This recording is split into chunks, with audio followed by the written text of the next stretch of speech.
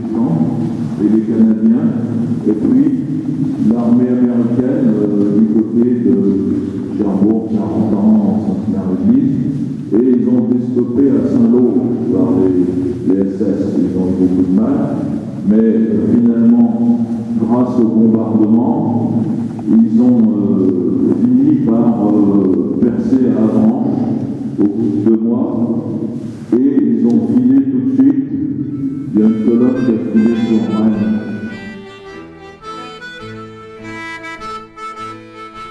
C'est RK2, donc on chante des RK2, si vous ne saurez pas, et on fait aussi partie de... D'aborder à Ouessant et surtout avoir tant de tempêtes. Les Santander à Copenhague, jamais bateau trop en la n'a fait une escale en passant à l'île d'Ouessant. Là-haut la chanson n'enverra jamais, là où les arbres n'ont jamais donné que des grenades et des boucliers.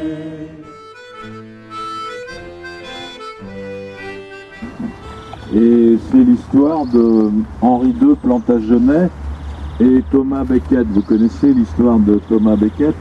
C'était l'archevêque de Canterbury. Et bon, c'était au XIIe siècle, il y avait des relations parfois houleuses entre l'État et l'Église. Et Thomas Becket ne faisait pas forcément ce que voulait le roi. Alors un jour, le roi a dit « Qui c'est qui me débarrassera de cet Olybrius ?» Et il y en a 4 qui ont entendu ça, ils ont pris ça pour argent comptant, ils sont allés direct dans la cathédrale de Canterbury et ils ont assassiné Thomas Becket. D'ailleurs, si vous allez à Canterbury, il y a toujours l'endroit où il était assassiné. Alors, à l'époque, bon, je l'apprends, il y avait un pape qui était en fait l'abbé du Mont-Saint-Michel et il avait sa cathédrale ici. Donc, Henri II Plantagenet est venu faire amende honorable, demander pardon au pape pour qu'il lève l'excommunication. Et donc le pape lui a dit, ben, vous venez là, pieds nus, en chemise et à genoux, et vous demandez pardon. Et donc il est venu là, à l'endroit là, où vous voyez la colonne, il s'est agenouillé. Alors une deuxième fois, Saint-Michel lui est apparu. Il a dit, je veux que tu me fasses une chapelle sur le mont. Et bon, lui, il dit, bon, faut que je me renseigne, je vais voir.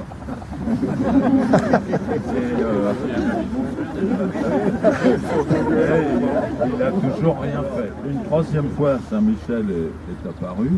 C'est la légende qui dit ça. Et alors Saint-Michel, pas content, comme quoi les saints peuvent aussi avoir des colères, lui a mis le doigt sur le crâne et il a dit tu vas me construire une chapelle, enfonce-toi-le bien dans le crâne. Et donc il a eu un trou dans le crâne. Et donc on voit dans la chapelle.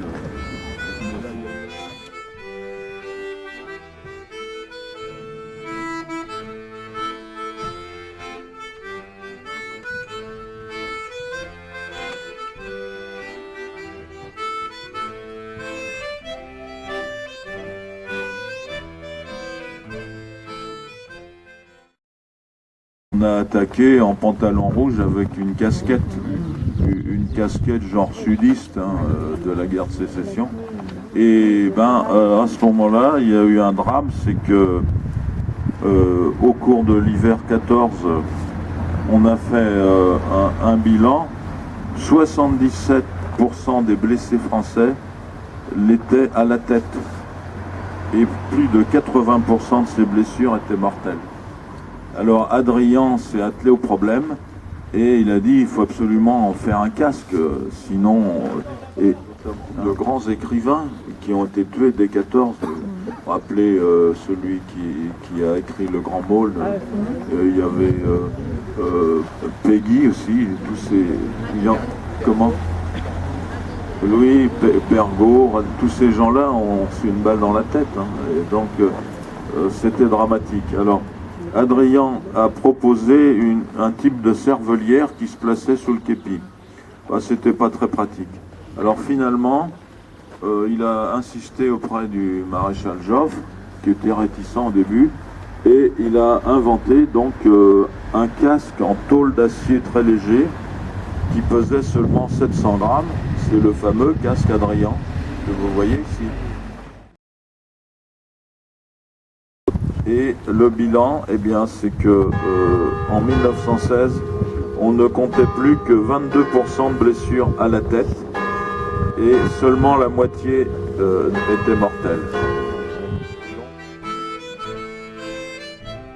Donc après la percée d'Avranches, le commandant général des forces alliées, c'est-à-dire qui commandait aussi bien les Américains que les Anglais, les Canadiens, les Polonais, les Français, c'était le général Eisenhower. Alors on lui a cherché un endroit sympa pour établir son quartier général, et il y avait cette maison là qui s'appelle la maison Montgomery. Eisenhower est venu s'installer là. En plus, il avait une vue sur le mont Saint-Michel, ça lui plaisait bien. Voilà, on voit pas ce qu'on est en bas, mais du haut. Et donc, son quartier général était là.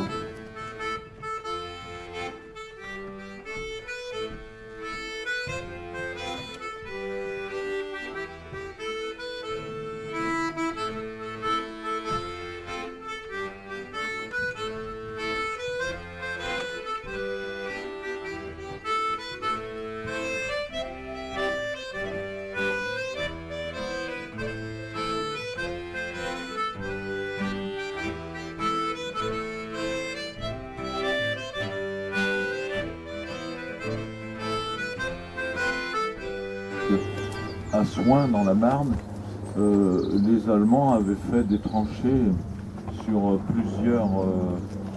enfin, il y avait plusieurs échelons, c'est-à-dire il y avait 5 ou 6 tranchées. Alors, quand on en prenait une, il fallait prendre la deuxième, alors c'est une troisième.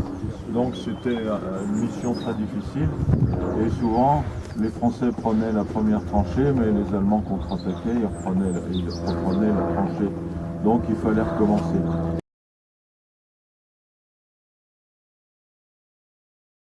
Il y avait des soldats d'assignés dans la région de Soins, dans la Marne, et notamment l'ancêtre, enfin le grand-père de Monsieur Béret qui était là-bas.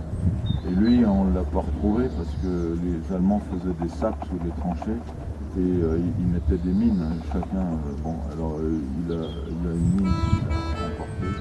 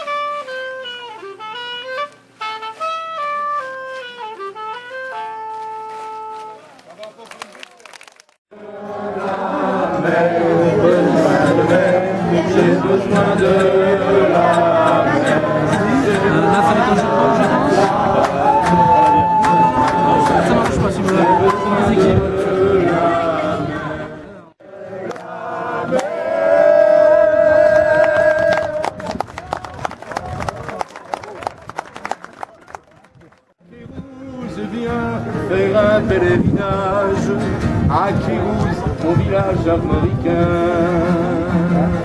Ma maison a fait refaire son visage, de mes champs j'aperçois l'île de Sein.